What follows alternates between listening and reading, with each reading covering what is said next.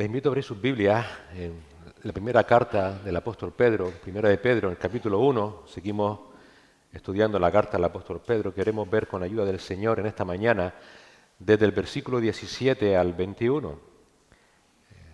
Estamos dentro del contexto del llamado que el Señor nos hace a los creyentes a una vida santa, a una vida santa.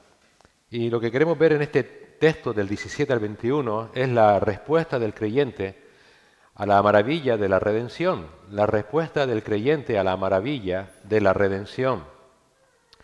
Vamos a orar y luego leeremos el pasaje. Señor y Padre, gracias por darnos esta nueva oportunidad de acercarnos ante tu palabra, Señor, que es como acercarnos delante de ti. Gracias por Cristo Jesús que lo hace posible y gracias por el Espíritu Santo que nos llena de luz, Señor, para poder entender estas verdades que están plasmadas en tu palabra, Señor, y que traen salvación a aquellos que están muertos y trae santificación a aquellos a los cuales tú, Señor, por tu gracia has salvado. Ayúdanos a no ser meramente oidores, ayúdanos, Señor, a implementar tu palabra. Líbranos del error, líbranos, Señor, de no ser sencillos y claros y que tu palabra, Señor, pueda seguir transformando vidas para tu gloria. Te lo rogamos en el nombre de Jesús. Amén. La respuesta del creyente a la maravilla de la redención, pero repito, vamos a leer el contexto, y el contexto completo se encuentra desde el versículo 13. Vamos a leer primera de Pedro 1, del 13 al 21, para tener una idea de lo que hemos visto hasta ahora y también de por dónde van los tiros por parte de Pedro. Primera de Pedro 1, del 13 al 21, dice así la palabra del Señor. Voy a leer la Biblia de las Américas. Por tanto, ceñid vuestro entendimiento para la acción, sed sobrios en espíritu, poned vuestra esperanza completamente en la gracia que se os traerá en la revelación de Jesucristo. Como hijos obedientes, no os conforméis a los deseos que antes teníais en vuestra ignorancia, sino que así como aquel que os llamó es santo, así también sed vosotros santos en toda vuestra manera de vivir, porque escrito está, sed santos porque yo soy santo. Y si invocáis como Padre a aquel que imparcialmente juzga según la obra de cada uno, conducíos en temor durante el tiempo de vuestra peregrinación, sabiendo que no fuisteis redimidos de vuestra vana manera de vivir, heredada de vuestros padres, con cosas perecederas como oro o plata, sino con sangre preciosa como de un cordero sin tacha y sin mancha, la sangre de Cristo. Porque Él estaba preparado desde antes de la fundación del mundo, pero se ha manifestado en estos últimos tiempos por amor a vosotros, que por medio de Él sois creyentes en Dios, que le resucitó de entre los muertos y le dio gloria, de manera que vuestra fe y esperanza sean en Dios. Llama la atención, no sé si tú te has dado cuenta, cómo el apóstol Pedro aquí en este texto está de alguna manera, no digo mezclando, pero sí amalgamando lo que es la voluntad soberana de Dios para salvarnos, pero también nuestra respuesta adecuada. En otras palabras, la vida cristiana es una vida que demanda un vivir consecuente con la gran salvación que Dios nos ha otorgado por su gracia mediante la fe en la persona de Cristo. La vida cristiana implica una respuesta apropiada a esa gracia. Es verdad que en ocasiones esa respuesta apropiada se distorsiona. Se distorsiona básicamente porque en ocasiones hay un entendimiento superficial de la palabra de Dios. Y por esa distorsión en ocasiones existe una tensión en nuestras vidas, una tensión aparente, entre la gracia incondicional de Dios que nos salva y la necesidad de una vida cristiana de obediencia y compromiso. Esto ha hecho que algunas interpretaciones de la palabra de Dios enfaticen, por ejemplo, la gracia hasta el punto de minimizar la responsabilidad humana en una respuesta consecuente a esa gracia. Y por otro lado, hay otras interpretaciones que se centran en el esfuerzo humano, restando importancia a la gracia de Dios. Estos extremos se originan porque en ocasiones nos hemos olvidado que la gracia salvadora de Dios también es gracia santificadora y también es gracia capacitadora. La gracia de Dios no solo nos salva, también nos santifica y también nos capacita para vivir de una manera voluntaria y consecuente con la gran salvación que Dios nos ha otorgado por medio de Cristo. Dicho de otro modo, y en palabra del apóstol Pablo a los filipenses, esa gracia salvadora de Dios produce en nosotros tanto el querer como el hacer por su buena voluntad. por la gracia salvadora de Dios manifestada en la gran obra de Cristo, el creyente responde voluntariamente con temor y mediante la gracia santificadora y capacitadora de Dios a una vida de obediencia agradecida y gozosa. De esta respuesta agradecida y gozosa del creyente a la gran salvación de Dios, y que Él nos demanda por su gracia, como vimos hace unas semanas, es de la que Pedro nos está hablando en el texto que acabamos de leer. Y recuerda, es una demanda de Dios que en el caso del apóstol Pedro, él le estaba exigiendo a los hermanos que estaban pasando por tremendas dificultades por causa de su fe. Gócense en la gran salvación que Dios les ha dado. Si recuerda, primero y debido al plan eterno de Dios, de su herencia eterna y segura a favor de los creyentes que leemos en los versículos del 3 al 5, Pedro te manda a vivir una vida consecuente regocijándote en Dios aún en medio de tus sufrimientos, versículos del 6 al 9.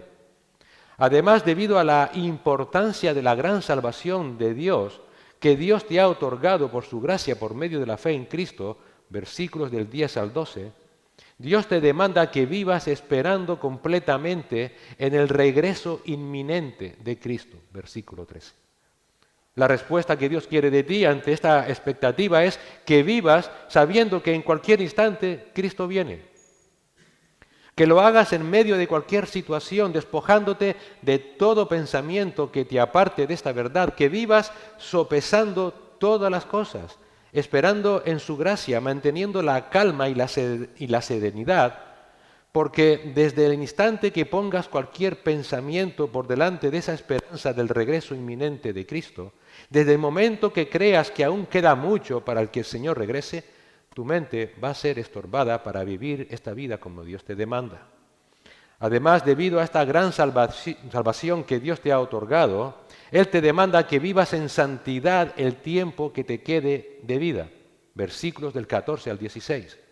Para vivir en santidad, primero debes vivir como un hijo obediente de Dios. En otras palabras, debes vivir esta vida en todo tiempo de manera consciente de saber que portas el alto privilegio de ser llamado hijo de Dios, de imitar a Dios, de mostrar en medio de una generación perversa que eres como Dios, para la gloria de Dios. Segundo, para vivir en santidad, debes desechar, no desear nada de tu vida anterior en la que vivías antes de que Cristo te salvara. Ahora eres una nueva criatura y las cosas viejas pasaron. Y tercero, para vivir en santidad debes someterte a la autoridad de la palabra de Dios, porque Pedro dice, escrito está, sed santos como Dios es santo. Pedro no argumenta su autoridad como apóstol para llamar a la santidad, argumenta la palabra de Dios. Nada de esto, de esperar en Cristo completamente en la esperanza del regreso de Cristo, de vivir en santidad, todo a la luz de lo que nos espera en el futuro, nada de esto es opcional para el creyente. Nada es opcional. Es lo que Dios espera de ti, es una demanda. Dios demanda que todos aquellos que por su gracia hemos sido salvos y que estamos siendo santificados y capacitándonos para hacer tanto el querer como el hacer, vivamos de esta manera. Por tanto, vemos que no hay una dualidad entre la gracia de Dios y la respuesta del creyente. Todo es por gracia y esperando y actuando en la gracia de Dios. Pero además Dios quiere que también vivas no solo en amor hacia Él, debido a esa gloriosa esperanza de la eternidad con Cristo, sino que te demanda que vivas en temor a Él y que lo hagas en respuesta a la maravilla de la redención. En ocasiones pensamos que el amor y el temor no pueden ir juntos, que son como agua y aceite, pero veremos en el texto de esta mañana que no es así. No solamente debes vivir en amor, en una respuesta amorosa a Dios, por la esperanza futura de la gloriosa eternidad que te espera con Cristo, sino que ahora, debido a la maravilla de la redención, debes vivir con temor a Dios. Debes vivir con temor a Dios, y ese es el punto que Pedro desarrolla del versículo 17 al versículo 21. Y lo que Pedro va a exponernos es que, por un lado, debes vivir en temor a Dios debido a cómo Él se relaciona contigo ahora que has sido redimido por su gracia. Es decir, Dios te redimió y ahora establece contigo una relación. Y en base a esa relación debes vivir con temor de Dios. Y por otro lado, vive en temor a Dios debido al alto costo que Él pagó para concederte este maravilloso privilegio de la redención. Vive en temor a Dios debido a cómo ahora Él se relaciona contigo y vive en temor a Dios debido al alto costo que Él pagó por tu redención. Una fe que sabe quién es Dios, que sabe cómo Dios se relaciona ahora con sus hijos y que sabe el alto precio pagado por Él, teme a Dios. Ese es el punto, la tesis de Pedro. Teme a Dios y no toma con ligereza lo que Él exige. Esta demanda a vivir en temor reverente a Dios es lo que vemos en la segunda parte del versículo 17. Pero vamos a leer el texto. Vamos a leer del 17 al 21 de nuevo para poder ubicarnos. Pedro sigue diciendo, y si invocáis por Padre aquel que sin acepción de personas juzga según la obra de cada uno, conducíos en temor todo el tiempo de vuestra peregrinación, sabiendo que fuisteis rescatados de vuestra vana manera de vivir, la cual recibisteis de vuestros padres, no con cosas corruptibles como oro o plata, sino con la sangre preciosa de Cristo, como de un cordero sin mancha y sin contaminación, ya destinados desde antes de la fundación del mundo, pero manifestado en los postreros tiempos por amor a vosotros, y mediante el cual creéis en Dios, quien le resucitó de los muertos y le ha dado gloria, para que vuestra fe y esperanza sean en Dios. Si te das cuenta, en la segunda parte del versículo 17 encontramos la demanda. Conducíos en temor durante el tiempo de vuestra peregrinación. Esta demanda de Dios es el énfasis de Pedro en esta porción que acabamos de leer de la carta. Y no es una demanda difícil de entender, ¿verdad? Aquí no hay que ser erudito, ni hay que ser teólogo para entenderlo. Simplemente Pedro está diciendo, vive lo que te queda de vida de manera sumisa a Dios, con un sentimiento profundo de alta estima, aprecio, consideración por Dios. La palabra temor habla de reverencia, de un sentimiento profundo de respeto por Dios. Alguien dice que el amor es lo que manifestamos públicamente, pero el temor es algo que se vive internamente. Tú sabes si realmente tienes temor de Dios, porque tú sabes en lo que piensas, sabes lo que sientes, ¿verdad? La palabra temor habla de esa reverencia profunda, interna del corazón, de ese respeto profundo por Dios. Nada ni nadie puede hacerte perder la conciencia de quién es Dios para que vivas respetándole en todo. Cualquiera sea tu situación, recuerda, una vez más, Pedro le está escribiendo a hermanos que están sufriendo profundamente por causa de Cristo. Tu relación con Dios se debe basar en un profundo respeto hacia Dios. Tu relación con Dios sin respeto y solo con amor no es relación con Dios. Sea cual sea tu situación, es necesario que te comportes con temor a Dios en toda acción y carácter durante toda tu vida. Todo aspecto de tu vida debe indicar, mostrar, hacer visible tu temor a Dios. Toda tu vida debe mostrar públicamente y en privado un profundo aprecio hacia Dios, un aprecio que proviene de un corazón lleno de temor reverencial hacia Él. Cada día debes vivir en cada instante con la conciencia de que Dios es santo y que escrito está, sed santos como Dios es santo. Y la primera razón que nos da el apóstol Pedro para vivir en ese temor reverencial a Dios, como Él te demanda, es debido a cómo Él ahora se relaciona contigo después de haberte redimido. Y esto está en la primera parte del versículo 17. La razón es en que ahora Dios es tu Padre y también es tu juez. Dice el versículo 17 al principio, y si invocáis por Padre a aquel que sin acepción de personas juzga según la obra de cada uno. Dicho de otro modo, si afirmas que Dios es tu Padre, si clamas a Él como tu Padre, vive de esta vida de manera reverente y con respeto hacia Él, porque no solo es tu Padre, también es tu juez imparcial. Si Dios te redimió, ahora tu nueva relación con Dios es de Padre y de juez. Hermanos, hemos sido redimidos por Dios para ser sus hijos, ¿no es cierto? Ya lo hablamos cuando estudiamos Gálatas. La filiación como hijos de Dios es una de las doctrinas más maravillosas de todas las Escrituras. Es asombroso, es grandioso el tener a Dios como Padre sabiendo quiénes somos y de dónde venimos. Pecadores enemigos de Dios. Juan escribe en 1 de Juan 3:1, mirad cuál amor nos ha dado el Padre para que seamos llamados hijos de Dios.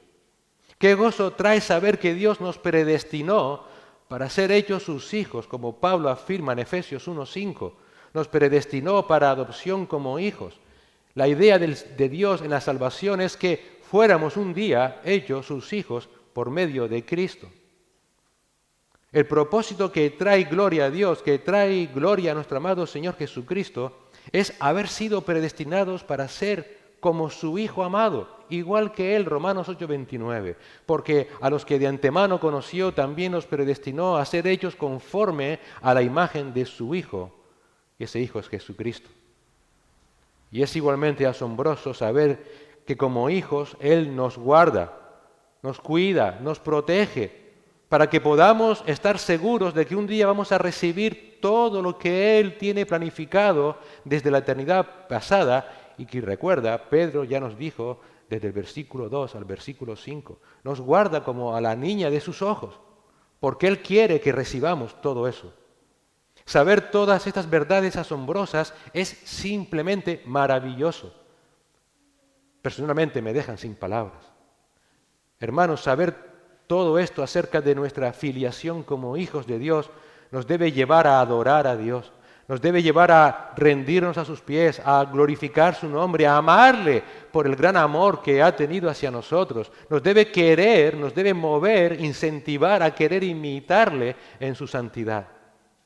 Que además podamos invocarle, y si invocáis como Padre, es decir, que podamos recurrir a Él para que como Padre nos guarde, para que nos asista, que nos proteja en todas y cualquiera de las situaciones que tengamos que vivir, es mucho más que reconfortante, es totalmente esperanzador, trae seguridad eterna. Por eso es que afirmamos que sin Cristo no hay esperanza. Él se deleita, nunca te olvides, Él se deleita en que invoques su nombre. Él se goza en que le clames, en que le pidas. Él no es un padre que está ahí diciendo qué pesado que me está pidiendo cosas. No, Él quiere que le apelemos como Padre en cualquier situación. ¿Tú recuerdas cómo comienza la oración que nuestro amado Señor nos enseña en Mateo?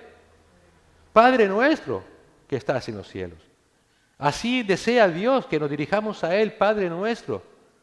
¿Recuerda lo que hace el Espíritu Santo por nosotros porque nosotros no podemos hacerlo? Que clama a Dios como Abba Padre, dice en Gálatas 4:6, y porque si sois hijos, Dios ha enviado el Espíritu de su Hijo a nuestros corazones, clamando ¿qué? Abba Padre. En Romanos 8, de 15 al 17, Pablo escribe que ahora como hijos de Dios ya no estamos oprimidos por el miedo a Dios como lo estábamos cuando todavía vivíamos siendo enemigos suyos. Ese miedo ya se ha ido. Ya no tengo nada que temer cuando me encuentre con mi Señor. Muy al contrario, hemos recibido al Espíritu Santo que nos ha transformado de esclavos a hijos. Pero querido hermano, saber estas maravillas, repito, para mí una de las doctrinas más maravillosas de las Escrituras, estas maravillas que están implícitas en la redención, que transforma tu relación con Dios de enemigo a hijo, nunca debe hacerte olvidar que Dios también es juez. Nunca. Nunca debes olvidar que Él va a juzgar imparcialmente a todos según la obra de cada uno. Por tanto, como hijo de Dios, dice Pedro, condúcete en temor durante el tiempo de tu peregrinación. Debes conducirte con temor reverente a Dios durante toda tu vida, no creyendo que por ser ahora hijo tienes alguna bula, algún privilegio, alguna gracia que te hace estar exento de temer a Dios, de obedecerle con reverencia, de tenerle respeto, de pensar cada pensamiento, cada acto, cada acción en base a quién es Dios y sabiendo quién es. Sabiendo que es Padre, tu Padre celestial, pero también tu juez. En otras palabras, debes tomar en serio tu salvación. Y eso es precisamente lo que Pablo afirma en Filipenses 2:12. Así que, amados míos, tal como siempre habéis obedecido, no solo en mi presencia, sino ahora mucho más en mi ausencia, ocupaos en vuestra salvación con temor y temblor. El vivir con respeto a Dios en todo tiempo y momento te debe motivar a tomar en serio el pecado y tu vida santa como Dios la toma en serio. Él toma en serio tu vida. Recuerda, tu salvación, tu santificación, tu comportamiento, todo eso es tomado muy en serio por Dios. Por eso Él espera que tú también lo tomes en serio. Por eso quiere que recuerdes que no solamente es tu Padre Celestial, sino que también es tu juez. Ahora bien, hay que entender aquí cómo ver o qué es lo que Pedro quiere decir con que Dios es juez. Obviamente, Pedro no está hablando de Dios como un juez que va a juzgar para salvar o condenar. Está hablando a redimidos, a aquellos que ya hemos sido salvados. Por tanto, ¿qué tipo de juez, de juicio está hablando Pedro? De la disciplina, del juez disciplinador. Hebreos 12:6. Dios al que ama, disciplina y azota a todo el que recibe por hijo. Y de esta disciplina de los que está hablando aquí el apóstol Pedro. Una disciplina que Dios puede llevar a cabo si es necesaria, porque es tu Padre y te ama. Y porque Él va a juzgar imparcialmente a todos según la obra de cada uno. Y esta expresión debe entenderse por un lado para el presente, para esta vida y también para el futuro. ¿A qué me refiero? Para el presente, en ocasiones Dios como Padre, como tu Padre y como tu juez, puede traer disciplina a tu vida de manera directa a causa de una vida de pecado. Nunca te olvides. Y esta certeza la leemos en Hebreos 12, del 5 al 11, de donde sacamos el texto de Dios al que ama disciplina. En Hebreos 12, del 5 al 11, leemos lo siguiente. Además, habéis olvidado la exhortación que como a hijos se os dirige: Hijo mío, no tengas en poco la disciplina del Señor, ni te desanimes al ser reprendido por Él. Eso es un presente. Eso no es para el futuro. Versículo 6, porque el Señor al que ama disciplina y azota a todo el que recibe por hijo. Es para vuestra corrección que sufrís. Dios os trata como a hijos, porque ¿qué hijo hay a quien su padre no discipline? Pero si estáis sin disciplina, de la cual todos han sido hechos participantes, entonces sois hijos ilegítimos y no hijos verdaderos. Además, tuvimos padres terrenales para disciplinarnos y los respetábamos. Los temíamos. ¿Con cuánta más razón no estaremos sujetos al Padre de nuestros espíritus y viviremos? Porque ellos, los padres terrenales, nos disciplinaban por pocos días como les parecía, pero Él, Dios, nos disciplina ahora para nuestro bien, para que participemos de su santidad. Al presente, en esta vida, ninguna disciplina parece ser causa de gozo, sino de tristeza. Sin embargo, a los que han sido ejercitados por medio de ella, de la disciplina, les da después fruto apacible de justicia. El punto central de este pasaje es el versículo 7. Es para vuestra corrección que sufrís. Dios os trata como a hijos, porque ¿qué hijo hay a quien su padre no disciplina? Si Dios es tu Padre, si Él te redimió, es también tu juez. Y en el presente, si vives en pecado, Dios va a corregir tu pecado. Lo va a hacer. ¿Cómo? Te hará sufrir. Te hará sufrir. Es el punto, el énfasis de Hebreos. ¿Por qué? Porque Dios es un Dios sanguinario, porque es un Dios que no tiene amor por nosotros, porque te está tratando como a un hijo. El texto, fíjate, que no dice que Dios te va a castigar por tu pecado, sino que te va a dejar sufrir. ¿Sabes por qué Dios ya no te castiga por tu pecado? Porque ya castigó a Cristo. Porque ya castigó a Cristo por nuestros pecados. Ahora, si Él tiene que dejarte sufrir para disciplinarte, lo va a hacer. Teme a Dios en todo lo que hagas, en todo lo que pienses, en cómo actúas, porque si Dios tiene que disciplinarte haciéndote sufrir, lo va a hacer. Pero no lo va a hacer porque quiere mortificarte, sino porque te ama, porque es un Padre amante. No te va a castigar porque Él ya derramó toda su ira sobre el Hijo. Él fue nuestro sustituto. Nuestro Señor soportó en nuestro lugar toda la ira de Dios. Los que creemos en Él, en Cristo, nunca vamos a ser desamparados por Dios. Dios no te va a castigar, gloria a Dios, porque ya Cristo recibió nuestro castigo. Pero si es necesario, Dios te tendrá que disciplinar y lo hará permitiendo el sufrimiento. Es por esta razón de la disciplina presente que Dios por esa razón establece también la disciplina eclesial que leemos en Mateo 18. ¿Por qué razón? Pues si es necesario para nuestra corrección. Pero también la disciplina de Dios como juez hay que tenerla en cuenta no solamente para el presente, sino también para el futuro. Nunca olvides, querido hijo de Dios, que un día Dios va a sacar a la luz toda tu vida. Toda. El Señor dijo en Lucas 8:17, pues no hay nada oculto que no haya de ser manifestado, ni secreto que no haya de ser conocido y salga a la luz. El apóstol Pablo escribe exactamente lo mismo en 1 Corintios 4:5. Por tanto, no juzguéis antes de tiempo, sino esperad hasta que el Señor venga, el cual sacará a la luz las cosas ocultas en las tinieblas y también pondrá de manifiesto los designios de los corazones, y entonces cada uno recibirá su alabanza de parte de Dios. Y eso va a suceder el día del juicio del Señor Jesucristo. Ya lo hemos explicado cuando hemos estudiado por la mañana. Cuando el Señor venga y nos dé a cada uno según hayamos andado en esta vida. ¿Pero andado de qué manera? Esa es la gran pregunta. ¿Con temor o sin temor? Si hemos hecho las cosas con temor de Dios y por amor a Dios, o las hemos hecho para que la gente nos vea, por ejemplo.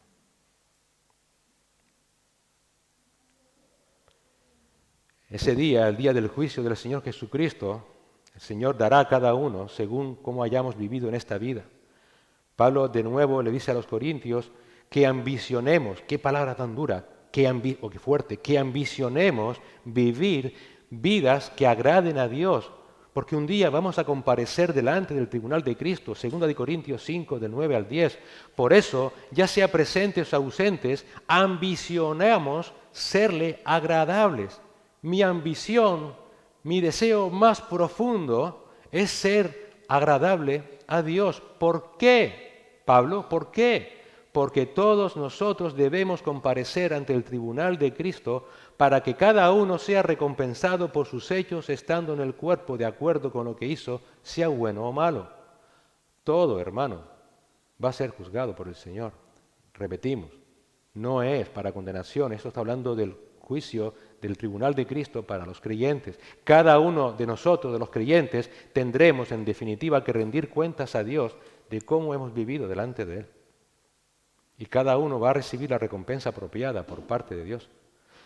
Como dice un autor, podríamos decir que ese juicio es un juicio de familia, donde el padre reúne a sus hijos amados y les dice, vamos a rendir cuentas, mis hijos. Vamos a ver cómo has vivido. Mira, ¿sabes qué? Yo sé todo. Así que al menos aquí no me mientas. Vamos a ver. Por esta razón, hermanos, Pedro nos insta a que vivamos esta vida con temor reverente delante de Dios. Si Él te redimió, ahora es tu Padre, sí, pero recuerda, como tu Padre no quiere que sigas viviendo como a ti te dé la gana.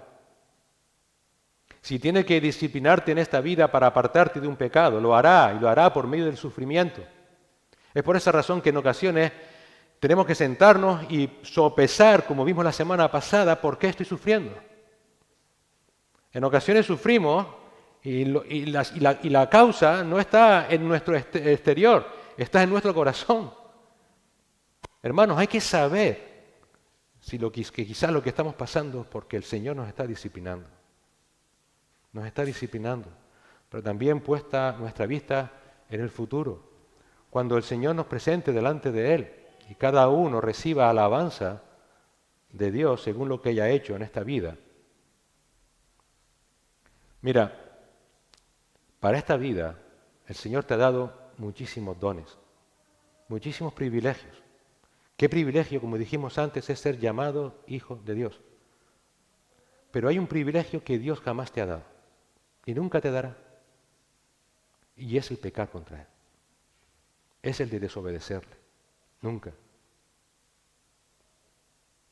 Nuestro Padre Celestial, recuerda, es santo. Juan 17:11. Y por esa razón Él quiere que nosotros también lo seamos. Él es justo. Juan 17:25. Y por esa razón Él quiere que nosotros, sus hijos, vivamos en justicia. Nunca te olvides que el Señor nunca mirará como quizás hacemos nosotros en ocasiones. Dios nunca va a mirar hacia otro lado con el asunto del pecado en tu vida. Nunca lo ha hecho ni nunca lo va a hacer. Dios es misericordioso y perdonador. Amén. Gloria a Dios por eso. Pero nunca te olvides que Dios también es un Padre amante que no puede permitir que sus hijos sigan disfrutando del pecado. Y si ese es el caso, intenta pensar en lo siguiente: Dios se tiene que despojar de su túnica de padre y se va a poner la toga de juez y te va a disciplinar. Y nunca te olvides, lo hará de forma totalmente imparcial, totalmente, sea en el presente o sea en el futuro. Por esta razón, el primer argumento de Pedro para que vivamos en esta vida y en todo momento con temor a Dios es: no te olvides de que cuando invocas a Dios como Padre, estás reconociendo que también es tu juez imparcial y por tanto debes esperar de Él, si es necesario, que te disciplines si pecas y no confiesas. Vive con temor delante de Dios. Ten siempre una conciencia sensible, vigilante contra la tentación, evita las cosas que desagradan a Dios, examina cada día tu corazón. Mientras vivas en esta vida, Dios te va a demandar que siempre estés consciente de que estás delante de su presencia, de que no te puedes ocultar de Él, que no puedes huir de Él. Debes estar siempre consciente de que sus ojos santos están siempre constantemente sobre ti, que su omnisciencia santa lo sabe todo de ti, por tanto vive con respeto hacia Dios. Vive para complacer a Dios siempre. Aférrate a su santidad santificadora, a su santidad capacitadora. Señor, no puedo, pero ayúdame, no quiero pecar contra ti. Acércate ante Él con profunda reverencia por su persona, por su palabra, en cada pensamiento, en cada acción, en cada sentimiento, en cada emoción. Señor, ayúdame a que esté controlado por la conciencia de que tú sabes lo que estoy pensando, lo que estoy sintiendo. Obedece a Dios con temor reverente toda tu vida. Tenle en alta estima. Tenle profundo respeto. ¿De qué sirve solo? Honra a tu padre y a tu madre. Es un mandamiento con promesa, sigue vigente hoy en día. Y me llama la atención que el mandamiento no es ama a tu padre y a tu madre. Es honra a tu padre y a tu madre. Para la mente judía, el amor sin honra no es amor. Y es más importante la honra que el amor. Esto es igual. ¿De qué sirve que tú digas que amas a Dios y luego no le honras? No le respetas, no le tienes un temor reverente, sabiendo lo que Él ha hecho por ti. ¿Cuál es el principio de la sabiduría? Temor a Dios, ¿verdad? Pues sé sabio como hijo de Dios y teme a Dios, porque es tu Padre y juez. La segunda razón que Dios te demanda para que te conduzcas en temor durante el tiempo de tu vida aquí en la tierra es debido al alto precio que Él pagó por tu salvación. El alto precio que Él pagó por tu salvación. Vive en temor delante de Dios, recordando que ha sido comprado con el precio de la sangre preciosa de su Hijo Jesucristo. Versículos del 18 al 21. Leemos lo siguiente. Sabiendo que fuisteis rescatados de vuestra vana manera de vivir, la cual recibisteis de vuestros padres no con cosas corruptibles como oro o plata, sino con la sangre preciosa de Cristo como de un cordero sin mancha y sin contaminación, ya destinado desde antes de la fundación del mundo, pero manifestado en los postreros tiempos por amor de vosotros, y mediante el cual creéis en Dios, quien le resucitó de los muertos y le ha dado gloria para que vuestra fe y esperanza sean en Dios. La primera razón para vivir en temor a Dios es debido a cómo Él ahora se relaciona contigo como Padre y Juez. La segunda razón es debido al alto costo de tu salvación, la sangre de Jesucristo. En muchas ocasiones, si identificamos un atributo de Dios respecto al Evangelio, es el amor de Dios. Y así es, así debe ser. Los textos hablan del amor de Dios en nuestra salvación. Pero cuando has identificado el Evangelio de Dios con el temor a Dios, pues esto es precisamente lo que Pedro está haciendo aquí. Teme a Dios. Si Dios te ha redimido, si eres hijo de Dios, nunca te olvides lo que Él pagó. Nunca. A más alto precio, mayor costo, mayor reverencia, mayor temor a Dios. Si eres hijo de Dios, si has entendido el Evangelio de Cristo que te salvó, entonces tu inclinación natural como redimido de Dios es temer a Dios debido al altísimo precio que Él pagó por tu redención. Thomas Watson, un puritano, dijo acerca, me gustó mucho esta frase, dijo acerca del altísimo coste de la redención lo siguiente: la obra de la creación del universo fue una obra grandiosa de Dios, pero más grandiosa fue nuestra redención. A Dios le costó más redimirnos que crearnos. Crearnos solo le costó una palabra, redimirnos le costó su sangre. El costo pagado por Cristo para nuestra salvación es un recordatorio que todos necesitamos rememorar de manera regular para que andemos con temor reverente delante de Dios. Es por esta razón que Cristo instituyó el ¿qué? La mesa del Señor. Para que recordemos el alto costo que Él pagó y recordemos que Él vuelve. Para que recuerdes que debes vivir con santo temor delante de Dios porque Él regresa en breve y por el alto precio que Él pagó. Debes vivir en temor a Dios recordando que Él te rescató de tu vana manera de vivir, dice Pedro.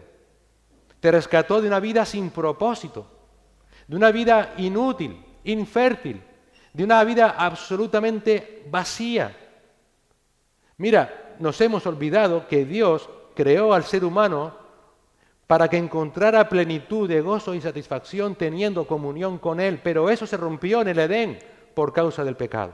Y desde ese momento, todo ser humano vive sin sentido, vive sin propósito, vive vacío, y es por esa razón que no nos extraña cómo hay, a lo largo de la historia de la humanidad, al hombre buscando por todas partes satisfacer ese vacío, como alcohol, drogas, prostitución, diversión de todo tipo. Busca satisfacer algo que no pueden satisfacer y que solamente Cristo puede hacerlo. Esa era la vana manera en la que tú y yo vivíamos, vacíos completamente. Una vida donde el pecado acampaba a sus anchas, Romanos capítulo 7, un pecado que nos oprimía y oprimía cada vez más y más. Pues de esa vida vacía e inútil fue de la que Dios te rescató. Vive toda tu vida honrando a Dios que te sacó de esa vida. Vive además con temor a Dios, porque si Él no te hubiera rescatado, jamás hubieras salido de esa vida. ¿Por qué? Porque esa vida la heredaste de tus padres. Dicho de otro modo, no conocías que había otra vida, no conocías nada, no tenías ni siquiera la posibilidad de saber que había otra vida, es la vida que has heredado de tus padres, está en ti, en tus genes. No entiendes que puede haber algo como libertad de la esclavitud al pecado. No sabes que había algo como una reconciliación con Dios. Si Dios por su gracia no te hubiera rescatado, nunca hubieras sido libre. Seguirías muerto en tus delitos y pecados. Por mucho esfuerzo que hubieras puesto, jamás lo hubieras logrado. Si Dios no llega a tomar la determinación de hacerlo, nunca. Naciste viviendo vanamente y estarías toda la eternidad viviendo vanamente. Pero Dios te rescató de esa vana manera de vivir que heredaste de tus padres.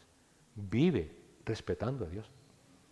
Vive, por favor, dándole honor a ese Dios.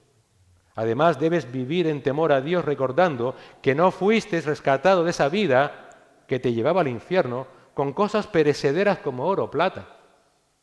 Dicho de otro modo, y aunque hubieras sabido que había otra vida delante de la presencia de Dios, libre de la esclavitud al pecado, nunca hubieras podido acceder a ella, por mucho que hubieras estado dispuesto a pagar, porque no hay nada material, por muy valioso que sea, lo suficientemente aceptable delante de Dios. Nada. Nada podías pagar por tu redención. Imagínate en la hipótesis de que sabes que Dios existe cuando estabas muerto en tus delitos y pecados, que Dios es santo y tú pecador, que necesitas reconciliarte con Él porque si no vas al infierno y dices, ¿qué debo hacer? Voy a acumular todo el oro del mundo, toda la plata del mundo, se la voy a dar a Dios para comprar mi salvación. Respuesta, no. No puedes, es imposible, eso no sirve para nada. Por tanto, solamente Dios podía pagar el precio de tu redención.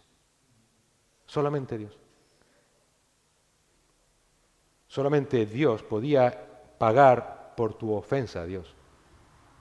De hecho, querer pagar por tu ofensa a Dios es una ofensa a Dios. Lo único válido delante de Dios que Dios hubiese demandado de ti y aún así no hubiese servido para tu salvación, era la muerte. Porque recuerda que la paga del pecado es muerte, mas el regalo de Dios que es vida eterna. ¿Pero vida eterna en quién? En Cristo Jesús, Señor nuestro.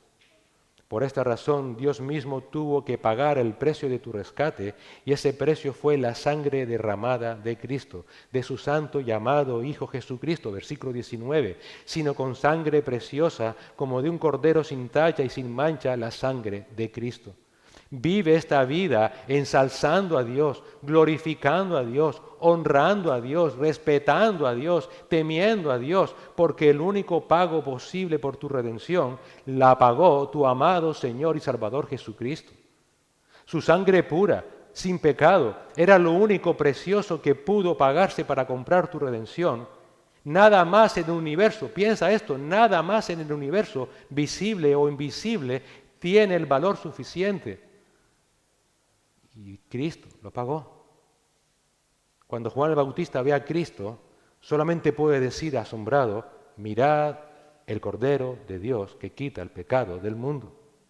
El apóstol Pablo comenta que nuestra redención ha sido lograda por medio de Cristo Jesús, porque Dios lo presentó como propiciación. Cristo, por su muerte expiatoria, es el medio personal por quien Dios muestra la misericordia de su gracia justificadora al pecador que cree por fe.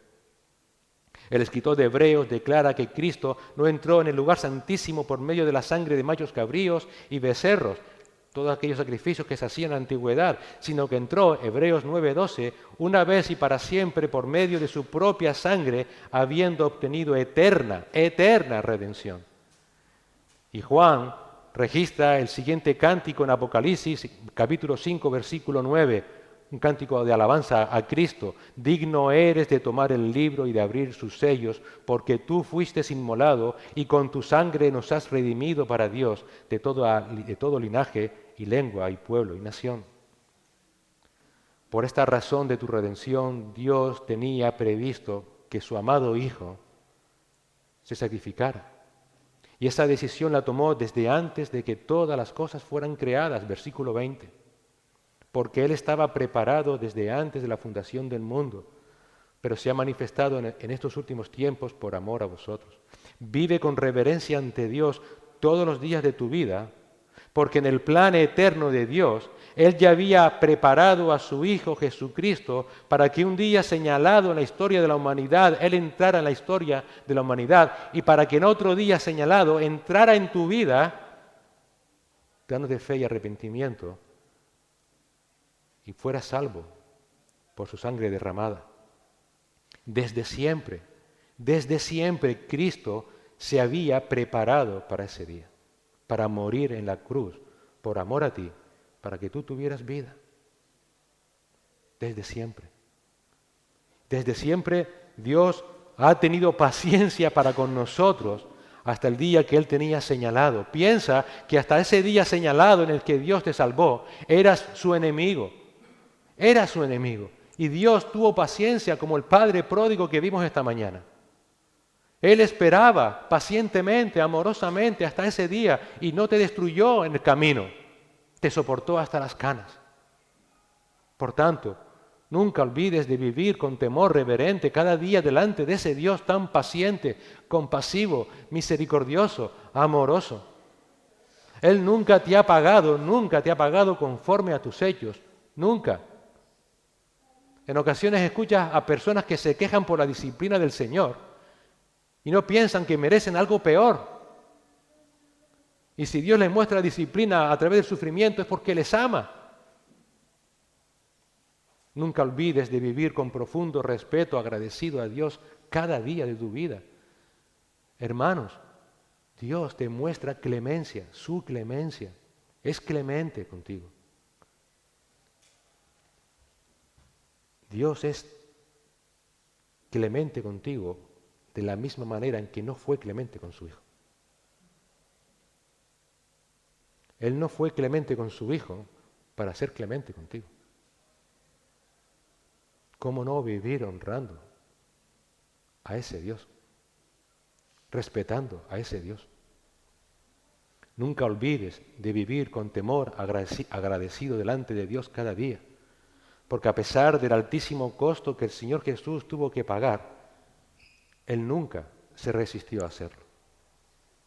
Sino que Él, para mostrar ese amor al Padre y para mostrar ese amor a ti y a mí, fue voluntariamente y ocupó tu lugar en aquella cruz.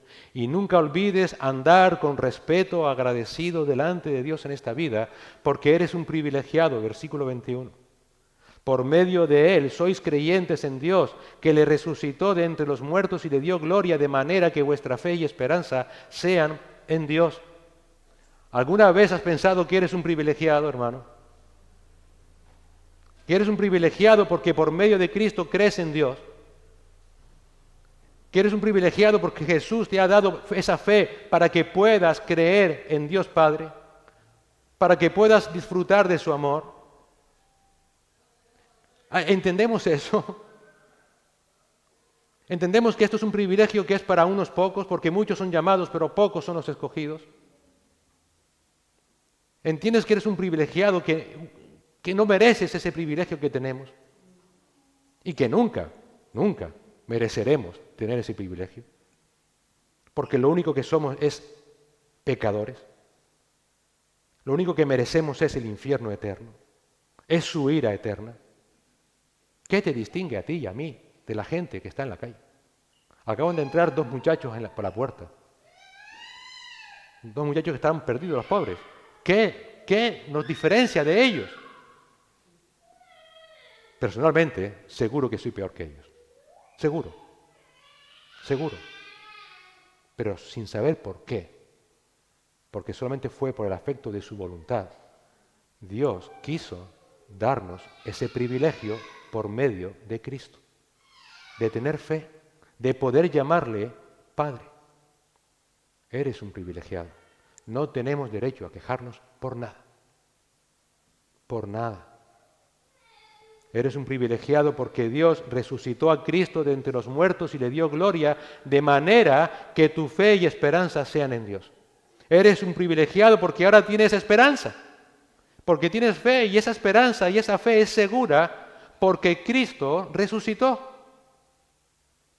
Y su resurrección garantiza la tuya y su gloria garantiza la tuya. ¿Que voy a tener gloria? Eso fue recuerda lo que Pedro explicó en los capítulos iniciales de su carta. En el capítulo 5, Pedro escribirá: y cuando aparezca el príncipe de los pastores, recibiréis la corona inmarcesible de gloria. ¡Bom! Ni los ángeles, ni los arcángeles, ni los querubines tienen ese privilegio que tú y yo vamos a tener. Pablo escribe en 2 de Timoteo 4:8, en el futuro me está reservada la corona de justicia que el Señor, el juez justo, me entregará en aquel día, y no solo a mí, sino también a todos los que aman su venida. La tesis de Pedro es clara. Vive con gozo en esta vida. Gózate de saber la gran salvación que Dios te ha dado. Vive esperando pacientemente la vuelta de Cristo. No sigas deseando las cosas que deseabas antes cuando estabas muerto en tus delitos y pecados. No vivas desesperadamente pensando que Cristo se ha olvidado de ti. Vive en santidad. Sé un hijo obediente en medio de una generación perversa. Sé fiel a Él. Sométete a su palabra. Sed santos como Él es santo. Y vive honrando a Dios.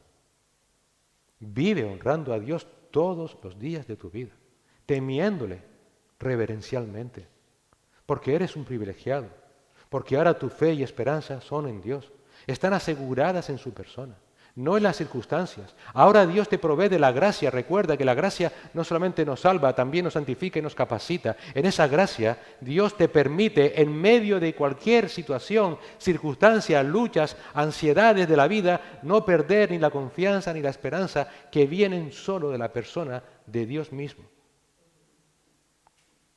Que vienen de saber que Él mismo te está guardando y que un día te va a resucitar para que estés con Él para siempre. Hermanos, Dios nos demanda a todos los creyentes, dependiendo de su gracia bendita, una vida consecuente con su gran salvación. Te demanda que vivas esperando completamente ese regreso inminente de Cristo, que vivas en santidad el tiempo que te quede en esta vida, que vivas durante toda tu vida en temor reverente, respetando a Dios. Dios te demanda que vivas una vida de profundo respeto hacia Él. ¿Qué menos a la luz de todo lo que el Señor ha hecho por nosotros? ¿Qué menos? Recuerda, nunca te olvides que Él es tu Padre. Amén. Gracias, Señor, pero también es juez. Recuerda también el alto precio que Él pagó por tu redención. Vive con profunda honra delante de Dios, recordando que has sido comprado con la preciosa sangre de su Hijo Jesucristo.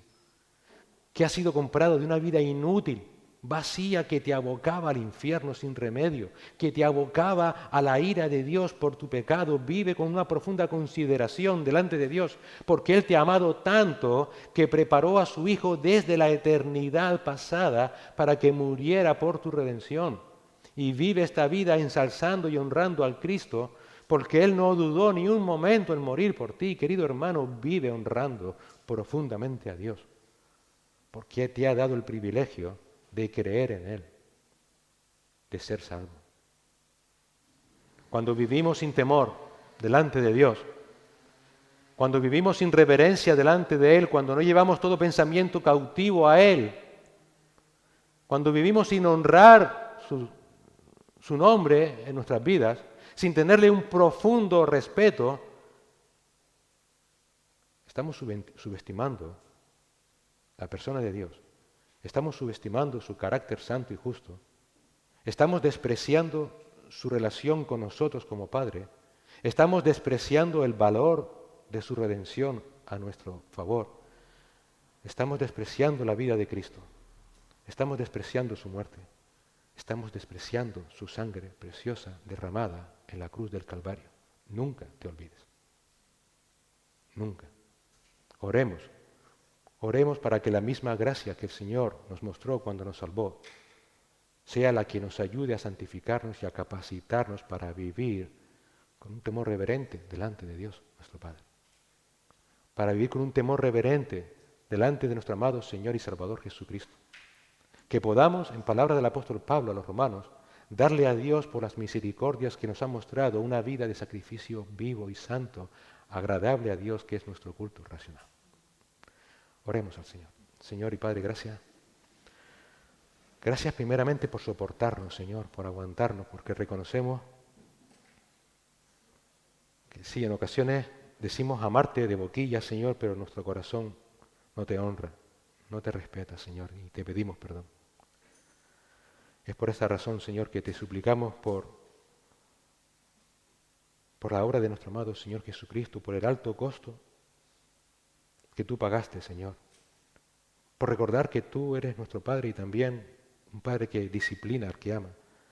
Ayúdanos, Señor, a vivir vidas que te honren, a tenerte un profundo, profundo respeto, Señor, a que llevemos cada pensamiento cautivo delante de ti. Sabemos que aún tenemos a este pecado que mora en nosotros, Señor, y que nos lleva a vivir deshonrando tu santo y bendito nombre, y te pedimos perdón. Pero, Señor, te suplicamos por esa gracia que nos salva, que esa gracia que nos santifica, por esa gracia que nos capacita. Señor, ayúdanos. Ayúdanos a vivir honrando tu santo nombre. A ser realmente hijos tuyos, Señor, en medio de una generación perversa. Que mostremos tu carácter. Que mostremos realmente, Señor, quién eres tú. Un Dios digno de toda nuestra adoración, de toda nuestra alabanza, de todo nuestro amor, de todo nuestro respeto. En Cristo Jesús. Amén.